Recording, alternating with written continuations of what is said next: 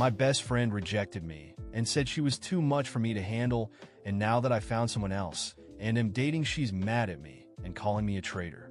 I've had a best friend for about 6 years. I used to talk to her basically every day.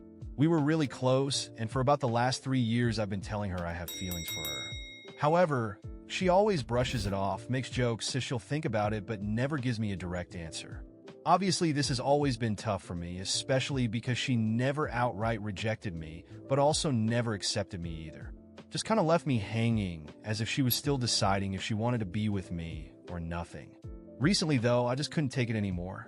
We were at a party, and I saw her leave with another guy, and that crushed me. The next day, I asked her to talk, and once again asked her what she felt for me, and if she wanted something serious for real this time.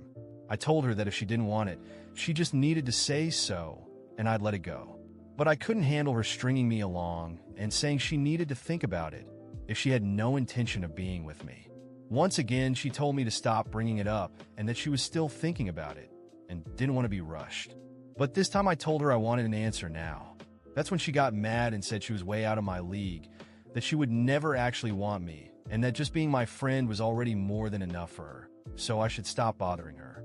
Of course, that really shook me, because she had never spoken to me like that, and up until that point she had always acted like she was at least somewhat interested, so I didn't know where that was coming from.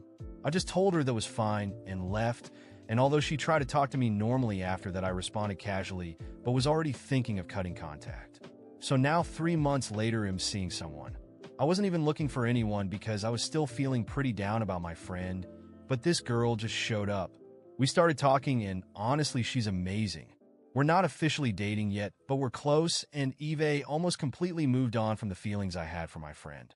At this point, I still talk to my friend, but much less often. And surprisingly, she's been giving me a hard time about it, saying I'm forgetting about her, and she doesn't get why I didn't want to throw it in her face that she was unnecessarily rude to me after stringing me along for months. But I definitely felt like it. The problem is, recently I was at a local party with a girl I'm seeing, and my friend saw me. She gave me a strange look, and I didn't understand why. But when I got home and checked my phone, it was flooded with messages from her, all of them accusing me of being with someone else. She said I had deceived her, and that apparently I'd been faking my feelings for her this whole time. If I really liked her, I wouldn't have moved on so easily. I asked her what she was talking about, reminding her that our last conversation about this was months ago and that she had completely humiliated me. So of course I moved on.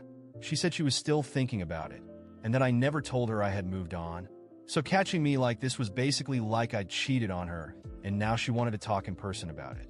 I told her I wasn't going to meet in person to discuss anything, and that she was the one who rejected me in the first place.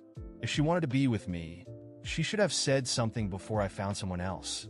I told her I could still be her friend, but after everything she said, I no longer felt any attraction toward her.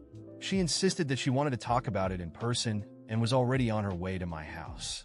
I told her not to come and that there was nothing left to say, but she didn't listen, so I guess she's coming anyway. Honestly, I have no idea how this conversation is going to go, but I know it won't be good. As I stared at my phone screen, watching my friend's messages pile up, I felt a mix of anger and exhaustion. She always made it clear she didn't want anything romantic with me, yet now she acted like she had been betrayed. I was tired of all the drama, but I knew there was no way to avoid this confrontation, given that she was determined to come to my house. So, I waited. After a few minutes, I heard a loud knock on the door.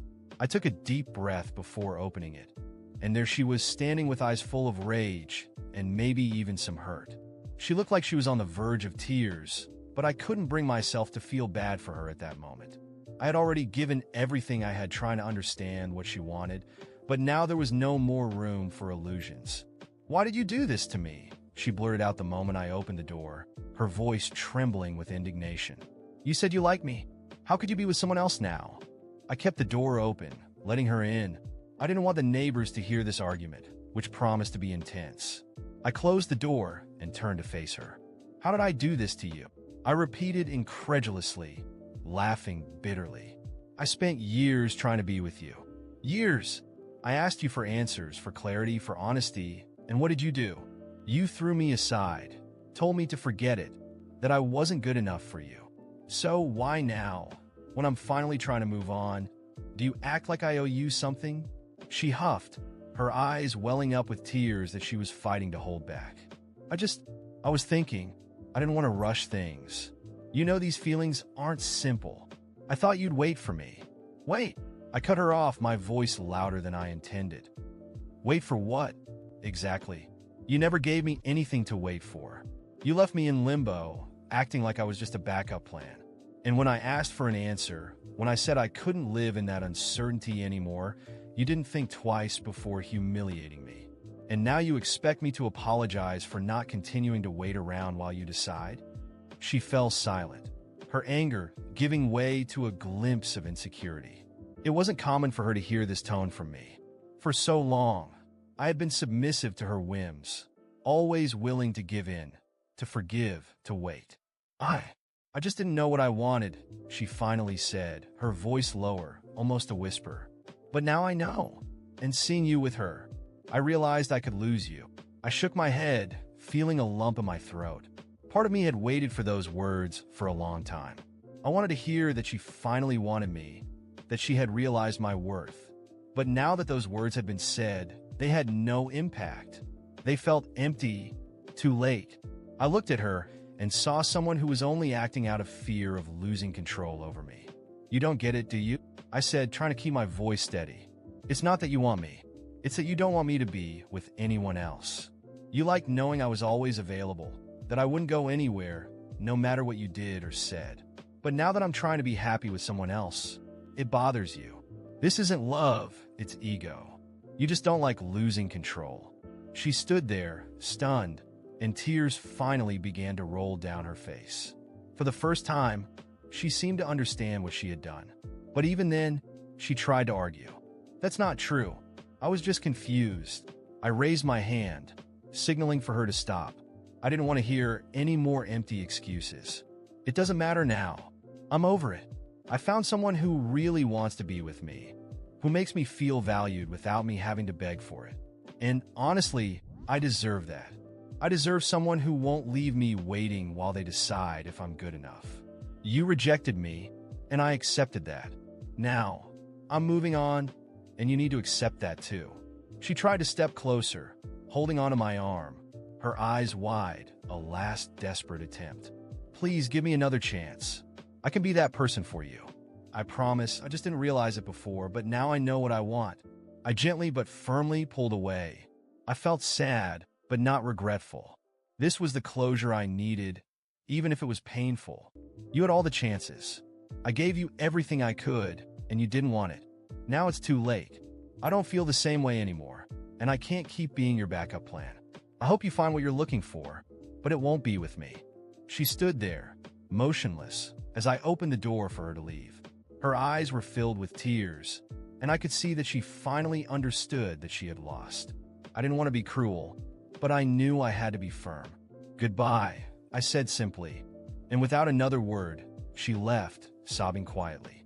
I closed the door behind her and let out a deep sigh, feeling a mixture of sadness and relief. It was as if a great weight had finally been lifted from my shoulders. I knew that, in the end, I had done what was best for myself. For the first time in years, I was putting myself first. A few hours later, I sent a message to the girl I was seeing. I wanted to see her, to be close to someone who genuinely cared for me without any games or insecurities. And when she replied saying she wanted to see me too, I smiled, feeling genuine happiness, knowing I was finally on the right path to being happy without looking back. After that confrontation, I finally felt like a chapter of my life had closed. For the first time in years, I wasn't stuck in an endless game of uncertainty and expectations. I had something real and solid now, and even though I felt a bit sad closing the door on my old friend, I knew it was the best thing for me. The days became lighter. I started dedicating myself truly to the relationship with the girl who had come into my life so unexpectedly. She was fun, honest, and, above all, genuinely cared about me. There were no secrets, no confusion about feelings. Things were how they should be, easy and clear. Every time I saw her, the sense of well-being grew, and I realized that I was finally free from the chains of the past. Eventually, we officially started dating. We had so much in common, but also enough differences to keep things interesting. She challenged me to be better, and I supported her in every way I could. I felt like I was finally building something meaningful with someone who truly wanted to be by my side. I met her family, and she met mine. Slowly, our lives intertwined, and I realized that this was what I had always wanted. Someone who loved me fully, without fear of expressing how they felt. While I moved on with my life, I started to hear some things about my old friend. It wasn't something I sought out, but mutual friends ended up mentioning her.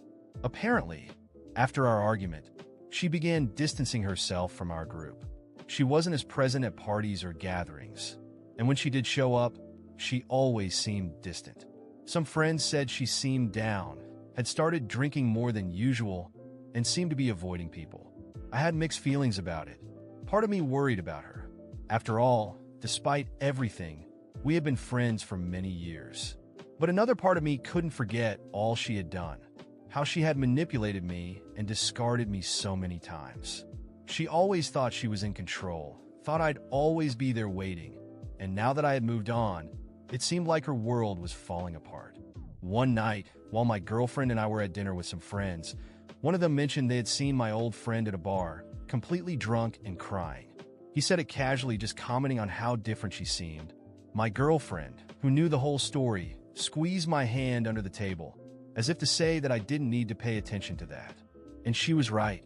I shouldn't let myself get dragged back to the past, but I couldn't help the bitter feeling.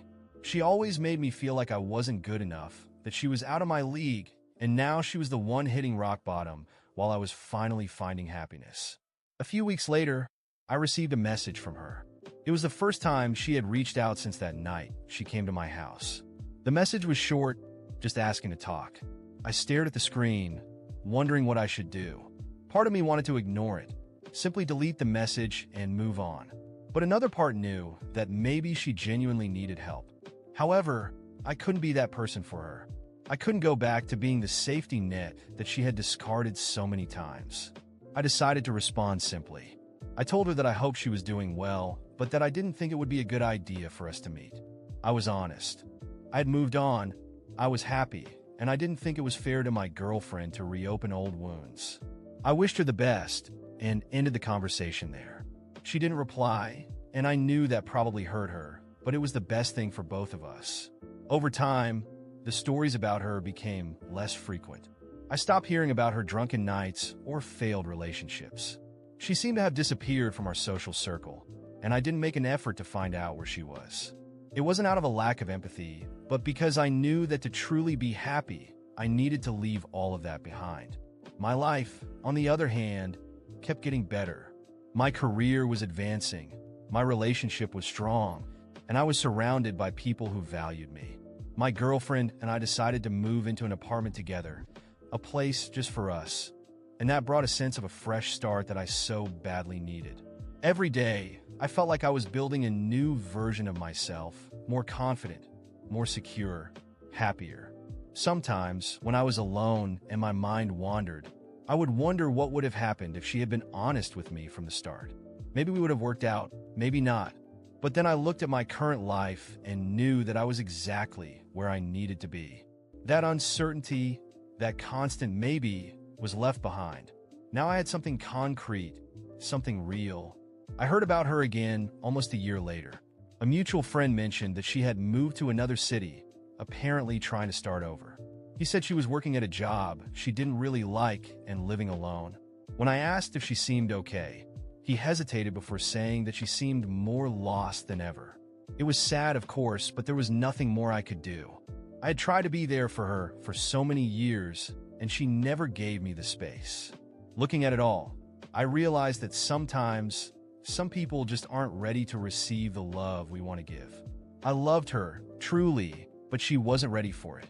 And now, after everything, I knew I deserved someone who was ready to love me back. And I had found that person.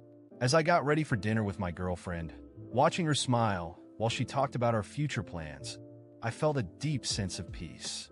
I left the past where it belonged and embraced the present that I had finally earned.